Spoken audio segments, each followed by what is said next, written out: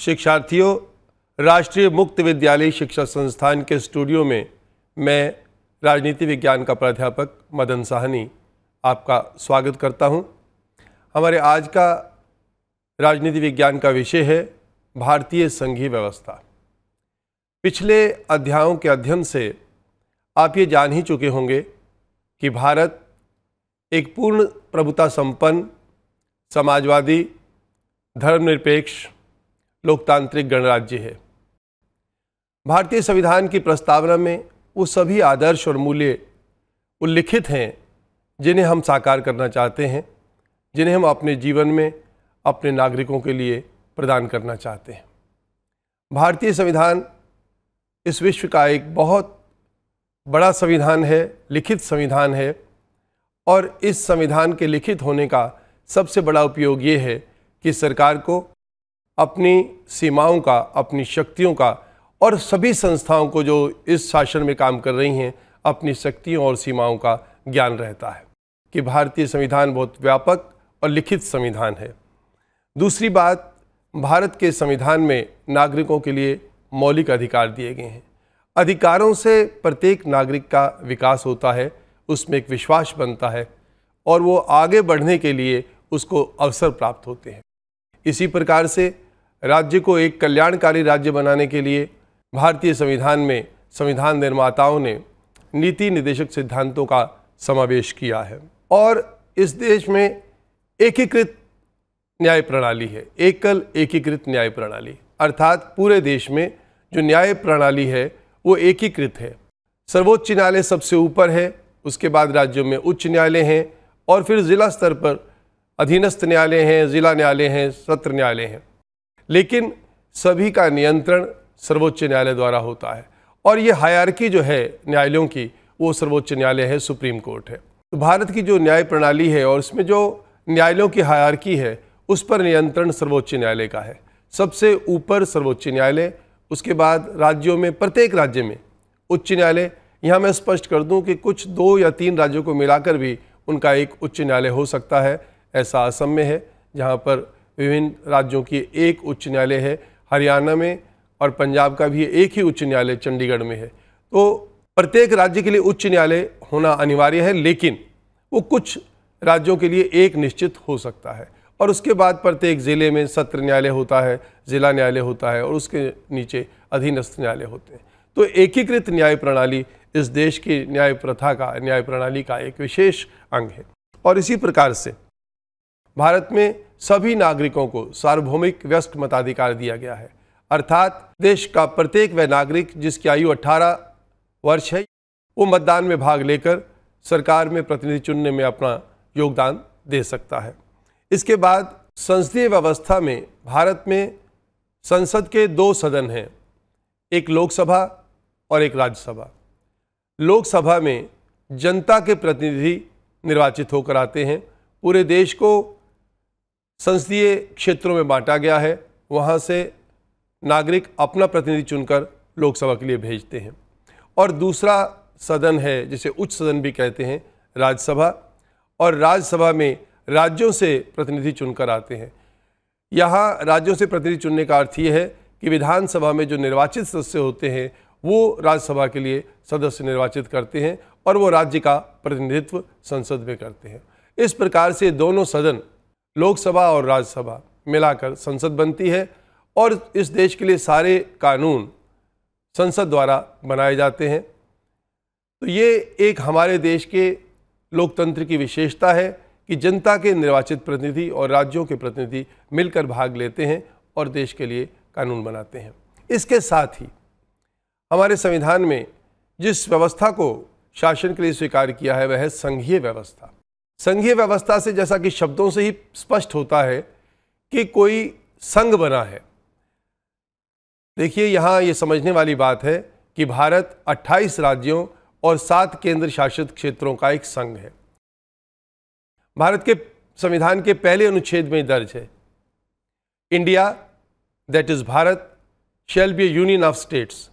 बड़ा स्पष्ट है कि भारत को राज्यों का संघ कहा गया है। भारत की संघीय व्यवस्था भारत को एकता प्रदान करती है, भारत के विभिन्न राज्यों को, क्षेत्रों को एकता प्रदान करती है। दूसरी बात यहाँ जो उल्लेख करना चाहूँगा, जहाँ पर भी संघीय व्यवस्था होती है, किसी भी देश में हो, अमेरिका में हो, भारत में हो, पाकिस्तान में हो, कहीं पर भी हो, संघीय व्यवस्था में शासन के दो स्तर होना अनिवार्य है। एक स्तर संघीय स्तर, अर्थात जहाँ शासन पूरे देश के लिए केंद्रीय सरकार के रूप में चलाया जाता है। भारत में केंद्रीय सरकार दिल्ली में है और ये संघीय सरकार कहलाती है। और दूसरा राज्य सरकार है। भारत में 28 राज्य हैं, सभी राज्यों की अपनी अलग अलग सरकारें हैं, सभी का अपना मुख्यमंत्री है, विधायिका है। तो वो जो दूसरा स्तर है उसको हम राज्य सरकार का स्तर कहते हैं। और भारत में तो अब 73वें और 74वें संशोधन के बाद सरकार का एक तीसरा स्तर और जुड़ गया है, जिसे स्थानीय सरकार कहते हैं, local self government. Local government अर्थात गांवों में ग्राम पंचायत हैं, नगरों में नगर पालिकाएँ हैं, बड़े नगरों में नगर निगम हैं, कहीं ब्लॉक समिति, जिला परिषद, ये सभी स्थानीय सरकार के ही अंग हैं। तो भारत में जो संघीय व्यवस्था है उसमें सरकार के 3 स्तर हैं, संघीय स्तर, एक राज्य स्तर और स्थानीय स्तर। तो किसी भी संघीय सरकार की पहचान का पहला बिंदु ये है कि वह संघ होता है विभिन्न इकाइयों का, जैसा कि भारत 28 राज्यों और 7 केंद्र शासित क्षेत्रों का संघ है। दूसरी पहचान का बिंदु यह है कि यहाँ कम से कम सरकार के 2 स्तर होते हैं। कम से कम कहा है मैंने, अधिकतम और भी हो सकते हैं, जैसे भारत में ये 3 स्तर हैं। इसके बाद संघीय व्यवस्था का एक और लक्षण है कि संविधान लिखित होता है। लिखित संविधान से सबसे बड़ा लाभ ये होता है कि सभी इकाइयों को और संघ को भी अपनी शक्तियों का और अपनी सीमाओं का पूर्व ज्ञान रहता है और उस संविधान के अनुसार जो भी उचित होता है उसी के बीच रहकर ही दोनों सरकारें अपना काम करती हैं। और फिर संविधान को थोड़ा जटिल बनाया जाता है, संशोधन करना कठिन बनाया जाता है। क्यों? इसलिए कि यदि संघीय सरकार संविधान को आसानी से संशोधित कर पाए और जब चाहे तब संशोधित करना चाहे और कर ले, तो फिर राज्य सरकारों की जो अलग सरकार होने की बात है वो बेमायने हो जाती है। दूसरा स्तर जो राज्य स्तर है उसको महत्व देने के लिए और उसको संघीय व्यवस्था में जो स्थान प्राप्त है उसके अनुसार शक्तियाँ देने के लिए ये ज़रूरी है कि संविधान में जो संशोधन है वो करना बहुत सरल नहीं होना चाहिए, जटिल होना चाहिए। और भारत में संविधान संशोधन को जटिल व्यवस्था के रूप में बनाया गया है। मैं यहाँ पुनः आपको ये बताना चाहूँगा कि भारतीय संविधान में संशोधन करने की जो व्यवस्था है वो इस प्रकार से की गई है कि सदन के कुल सदस्यों का जो बहुमत है उसका समर्थन प्राप्त होना तो अनिवार्य है, लेकिन इसके साथ साथ उपस्थित और मतदान में भाग लेने वाले जो सदस्य हैं उनका 2/3 बहुमत भी होना चाहिए। मैं उदाहरण दे रहा हूं आपको कि यदि 545 सदस्य हैं हमारी लोकसभा के वर्तमान में, तो 273 का तो समर्थन होना अनिवार्य है। इससे कम पर तो संविधान संशोधन स्वीकार ही नहीं हो सकता। लेकिन यदि 500 लोग मतदान में भाग ले रहे हैं तो 500 का 2/3 अर्थात लगभग 333 सदस्यों का समर्थन होना चाहिए। 333 या 34 सदस्यों का समर्थन नहीं होगा अगर 500 लोग भाग ले रहे हों, तो 273 का समर्थन फिर बेमायनी होगा। यह बिल्कुल स्पष्ट कर लेना चाहिए, आपके दिमाग में कोई संदेह नहीं होना चाहिए कि भारत में संविधान संशोधन की व्यवस्था ऐसी की गई है जिससे लोकसभा जब चाहे या संसद जब चाहे संविधान संशोधन ना कर सके। तो क्या व्यवस्था है कि कुल सदस्यों का आधे से ज़्यादा का समर्थन और उपस्थित और मतदान करने वाले सदस्यों का 2/3 का समर्थन होना अनिवार्य है। अगर ऐसा होता है तभी संविधान संशोधन होता है। और कुछ संशोधनों को इससे और भी जटिल बनाया गया है। जो संशोधन राज्यों को प्रभावित करते हैं वहाँ ये समर्थन जुटा लेने के बाद आधे से अधिक राज्यों का समर्थन भी प्राप्त करना होता है। आधे से अधिक का मतलब 28 राज्य हैं तो कम से कम 15 राज्यों का समर्थन और प्राप्त करना होगा। अर्थात यदि राज्य भी समर्थन नहीं देते तो संविधान संशोधन नहीं हो पाता।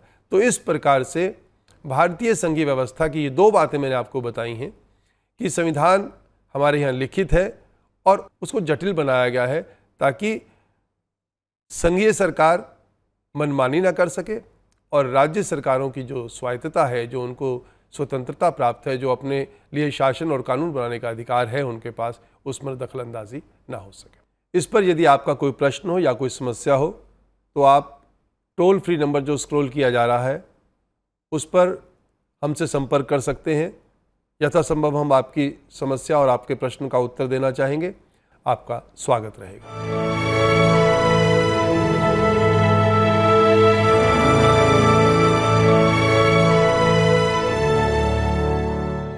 हिंदुस्तान के हर कोने में नौजवानों के पास प्रतिभा है, उन्हें अवसर चाहिए। NIOS देता रहा है युवाओं को अवसर आगे बढ़ने का। NIOS से पढ़ने वाले इन युवाओं ने किया है संस्थान को गौरवान्वित। दिव्यांगों ने बन के दिखाया है सबल और आत्मनिर्भर। NIOS के साथ आप भी जुड़िए NIOS के संग।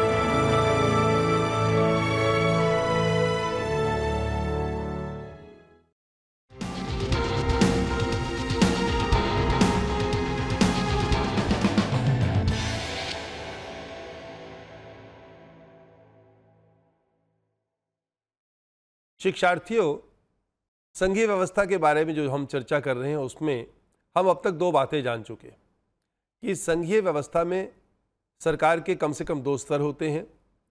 संविधान लिखित होता है और उसमें संशोधन करना थोड़ा जटिल होता है।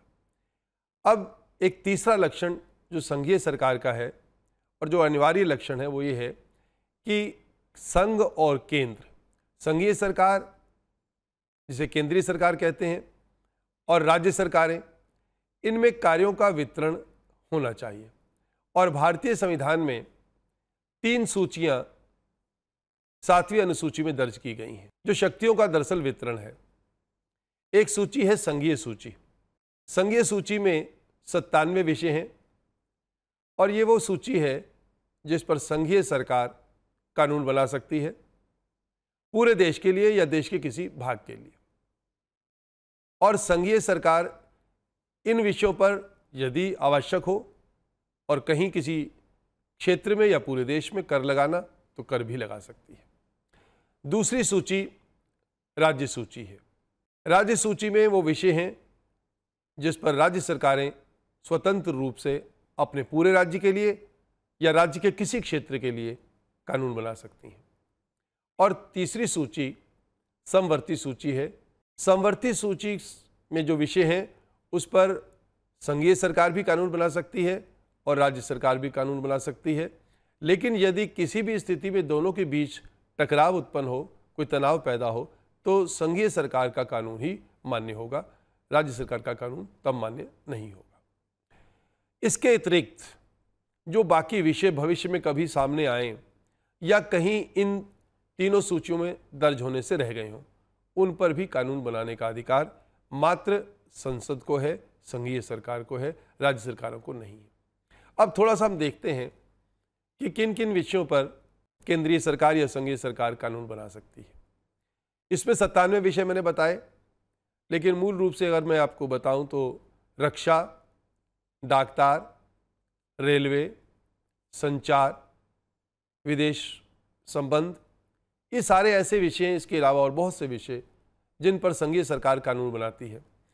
वस्तुतः ये वो विषय हैं जो पूरे देश को एक साथ प्रभावित करते हैं और जिनका पूरे देश के नागरिकों के साथ संबंध होता है। तो यहाँ संघीय सरकार को ही अधिकार प्राप्त है कि वो कानून बनाए और वो कानून पूरे देश पर लागू होते हैं। और कभी कभी ऐसी व्यवस्था भी करनी पड़ सकती है कि पूरे देश के नागरिकों के नहीं बल्कि किसी एक विशेष क्षेत्र के लिए बनाए जाए, तो भी इन विषयों पर अगर कानून बनेगा तो संघीय सरकार ही बनाएगी और वो एक विशेष क्षेत्र में भी लागू किए जा सकते हैं। राज्य सरकार में कौन से विषय हैं?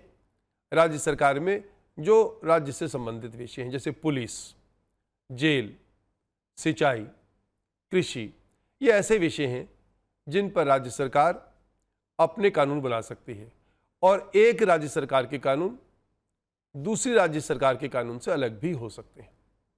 राज्य को भी अधिकार है कि वह कानून पूरे राज्य के लिए बनाए या फिर अपने राज्य के किसी एक क्षेत्र के लिए बनाए।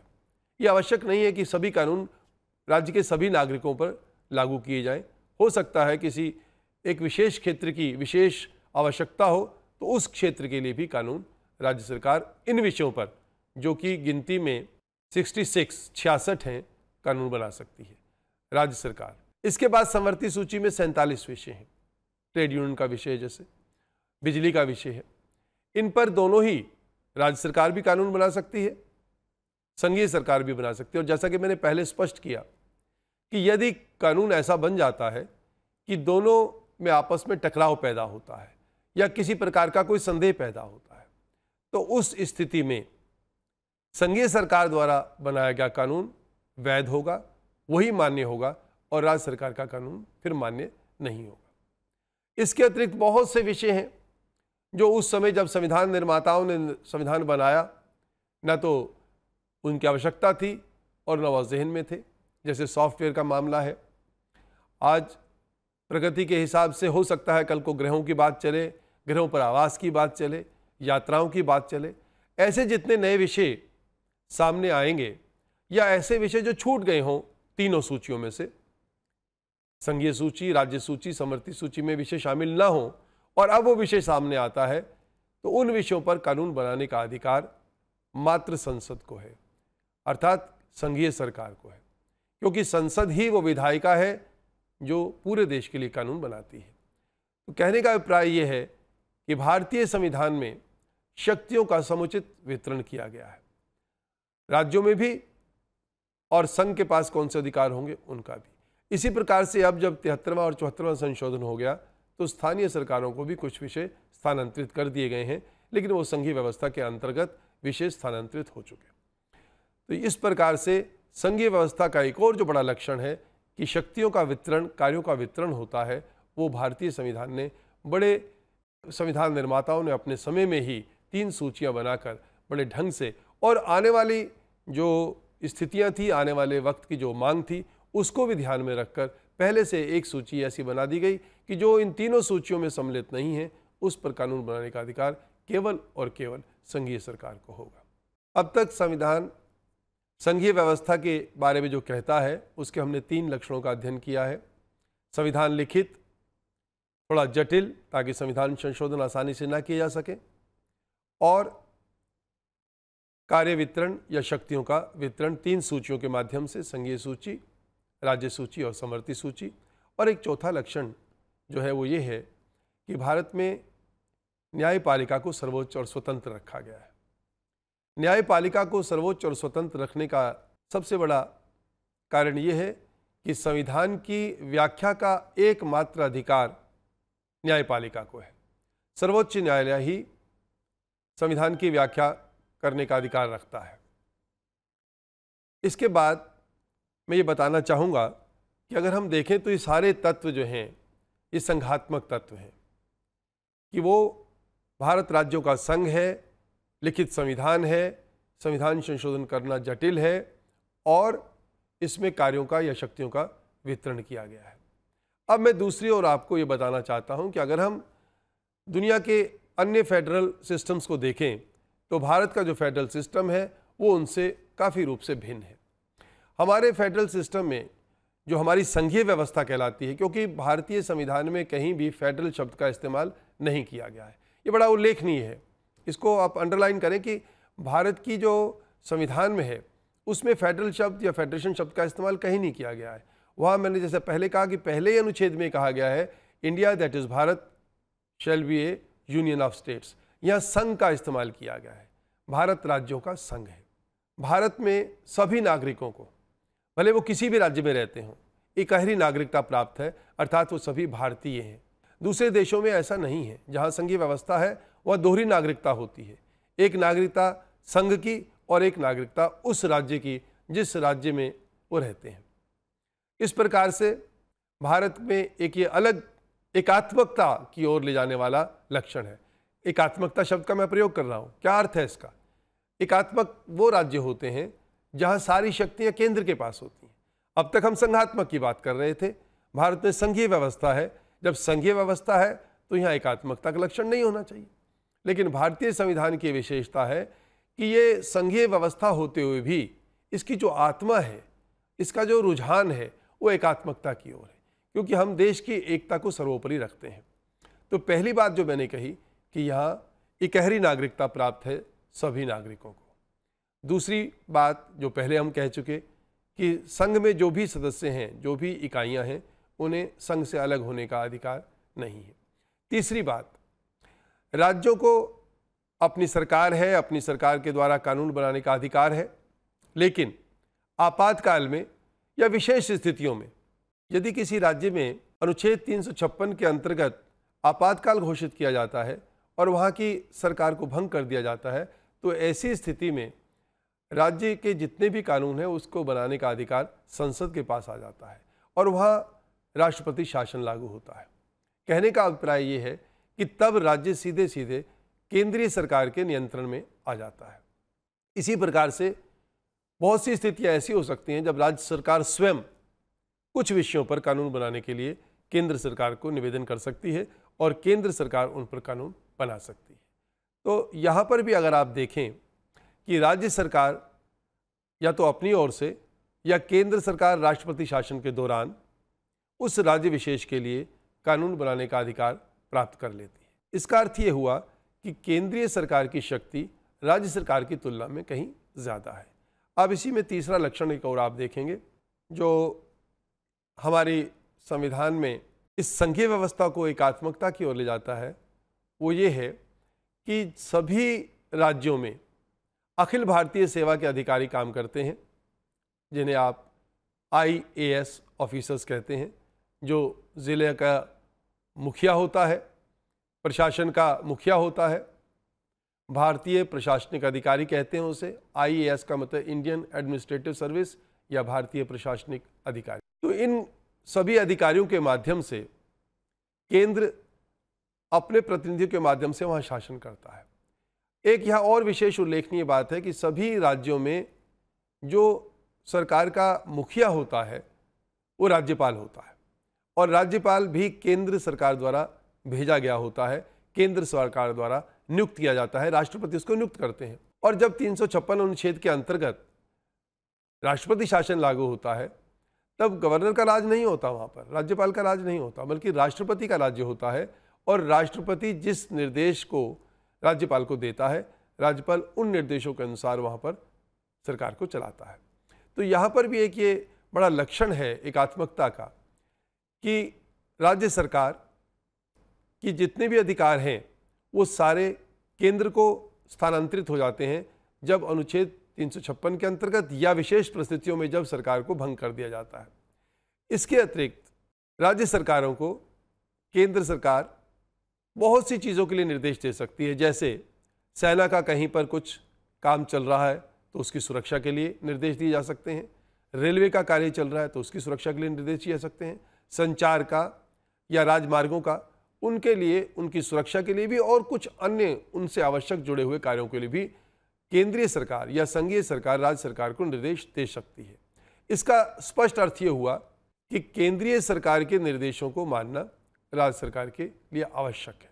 ये व्यवस्था ऐसी है कि केंद्र सरकार और राज्य सरकार में समन्वय और सद्भाव बना रहे और दोनों मिलजुल कर इस देश के लिए काम करते रहें। तीसरी बात मैं जो यहाँ जोड़ना चाहूँगा वो ये कि न्याय व्यवस्था भी हमारी इस प्रकार है कि वो एकीकृत है। किसी राज्य के पास अपना स्वतंत्र न्याय प्रणाली नहीं है, बल्कि न्याय प्रणाली पूरे देश के लिए एक है।